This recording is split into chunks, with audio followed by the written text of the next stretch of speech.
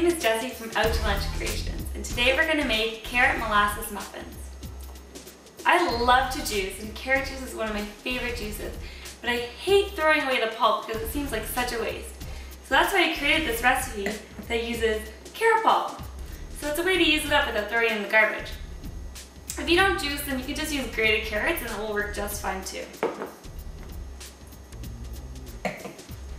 So the first thing we're going to do is we're going to preheat our oven to 350. Then we're going to line a muffin tin with 12 spots with either silicone paper or grease it with coconut oil. I like to use the silicone ones because they're reusable and they make it really easy just to take them right out of the pan. So for this recipe you can use 2 regular eggs, or you can make it vegan and use 2 chia eggs. So to do that, you get some chia seeds and take 2 tablespoons and throw them in a coffee grinder, magic bullet, whatever you've got, and grind them up into a powder, which is going to look kind of like this. And you can use white chia seeds, black chia seeds, doesn't matter. And then you're going to add 6 tablespoons of warm water to the chia seeds. So I've measured it out already and I'll add it in. And then I'm just going to mix it around. And after a while, we're going to set this aside and it's going to start to congeal and gel, and it's what's going to bind our muffins together. So it's actually already starting. So you can see here the chia seeds have absorbed the water and they're kind of jelly and gooey. And this is going to be a great way to bind our muffin without using any egg. The next thing we're going to do is mix our dry ingredients. So we're going to grab a nice big bowl, and first thing we'll add is 2 cups of spelt flour. I like to use spelt flour because it's an ancient grain. It has a little bit less gluten than regular whole wheat or white flour. But if you have a gluten allergy, you want to stick to the gluten-free flour blend. So that's 2 cups. The next thing we're going to add is 1/4 of a cup of walnuts. Now I like to grind them in the same thing I use to grind the chia seeds because this makes the walnut flavor distributed evenly throughout the whole muffin. So I've actually gone ahead and done that, and we got almost a walnut flour. So I'll dump that in. Next I'm going to add the baking soda and the salt. So in here I have 1 teaspoon of baking soda and 1/2 teaspoon of salt.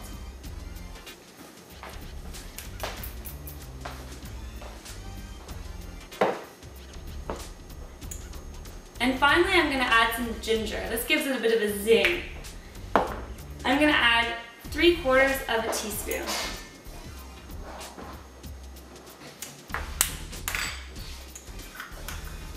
This is a new bottle. Tricked me. So I'm going to add 3/4 of a teaspoon.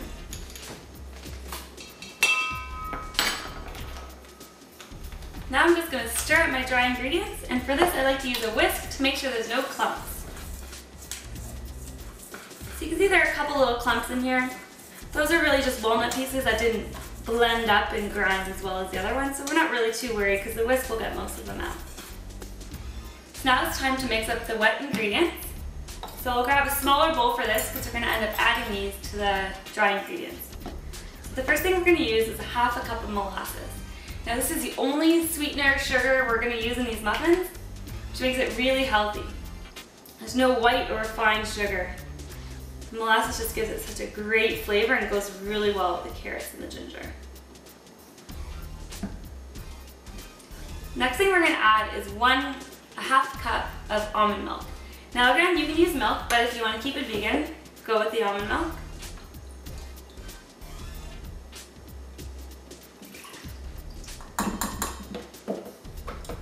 And then we're going to add 3/4 of a cup of coconut oil. Now coconut oil is great because we're actually adding 1/3 of a cup of coconut oil, and it's great because it's a good substitute for butter and it's a whole lot healthier. And you want to make sure it's kind of soft, almost melted, so you can just pour it right in. And finally we're going to add some vanilla, about 1/2 teaspoon.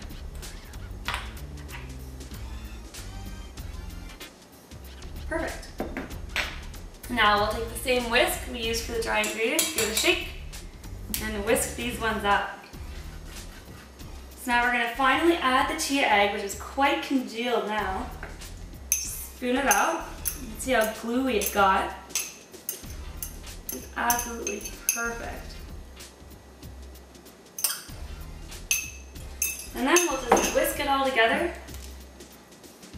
and get everything nice and mixed.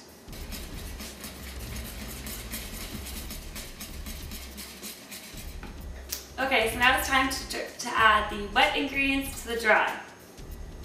So here's our dry, and this is lovely dark liquid we'll just drizzle in.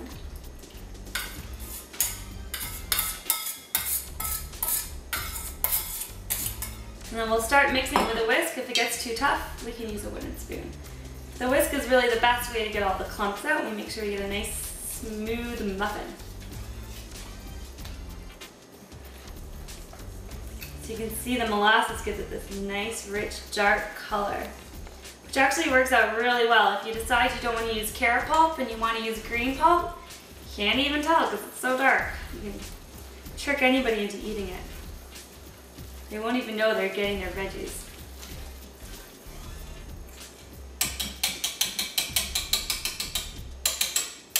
So the batter is quite thick now. So now what we'll do is we'll fold in 1 cup of carrot pulp. Again, you can use 1 cup of grated carrots if you don't want to use carrot pulp. So we'll just dump it in. And now we'll just fold that in, get it nice and mixed throughout. These carrot pulp will add lots of moisture to these muffins, as well as a lot of nice good fiber. You don't want to overmix too much because the spelt flour tends to lose its elasticity when you overmix. So it's okay if there's a couple clumps of carrots. Okay, so let's grab the muffin tin. And now we'll spoon the muffin mixture into the tin, leaving it about 3/4 of the way from the top. So we'll just spoon the mixture in. Kind of have to gauge it. Feel free to use your fingers to do the extra little push there. Nobody's gonna know. Now for a little artistic touch, you can add a couple of ground crushed chopped walnuts to the top just to make them a little pretty. You don't need many, just a little bit. It's more for looks than anything else. It's also a good way to let people know that there are nuts in the muffins. So if there's a nut allergy, if you're bringing them to a brunch or a potluck or to school, people will know that if they have nut allergy, there's nuts in here and they should avoid it. So don't forget to set your timer. And while these muffins bake, you can sit down, relax, and enjoy as your house fills with delicious smells of baking. So our muffins are ready. We'll turn off our timer and pull them out of the oven and see if they're cooked. It smells amazing in here.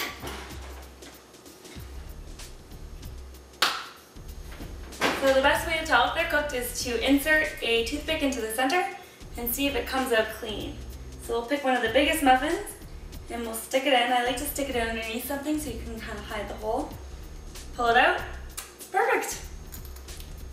So now I'll bring them over here, and you want to let them cool for a couple minutes because they're quite stifling when they come out of the oven. But then you can serve them up with a little bit of style and watch your fingers in a cute little basket or something. Be a nice way to welcome someone to the neighborhood or into your condo. So here they are. These are the Carrot Molasses Muffins, made with carrot pulp from juicing. I hope you enjoy them.